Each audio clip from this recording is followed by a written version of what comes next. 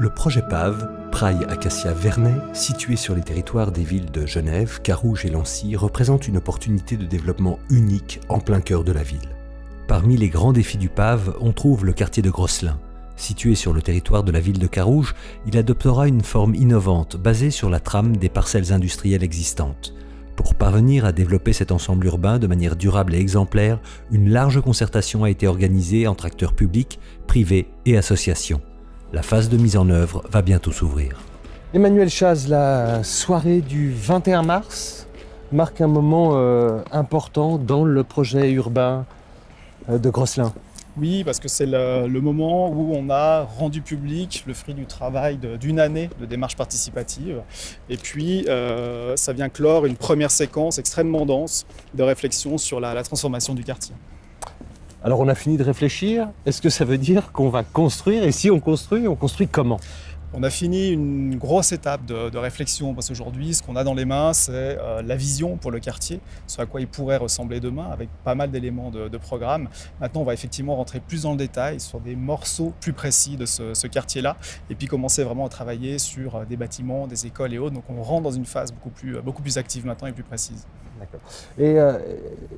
Et cette phase active, cette construction, elle va se faire en co-construction au sens large du terme? Ce qu'on a initié il y a une année avec la démarche participative, ça a généré beaucoup d'énergie, beaucoup d'envie. On a eu beaucoup de participants.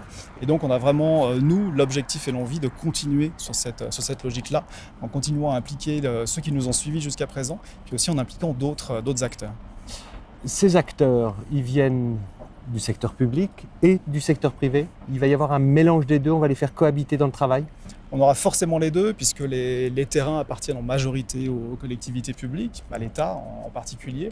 Et puis demain, on va avoir des promoteurs avec qui on commence déjà à travailler, qui vont nous accompagner, puis qui vont réaliser une partie des bâtiments et du programme. Et puis il y aura aussi d'autres acteurs. On peut citer les coopératives, on peut citer les fondations, aussi les communes, enfin la commune de Carouge qui va construire des écoles et des équipements. Donc le nombre de participants et le nombre de personnes qui vont être partie prenante de la transformation de ce quartier va continuer à s'élargir. Ça, c'est à quel horizon? On va commencer à construire quand? Ici, et puis on va construire jusqu'à quand?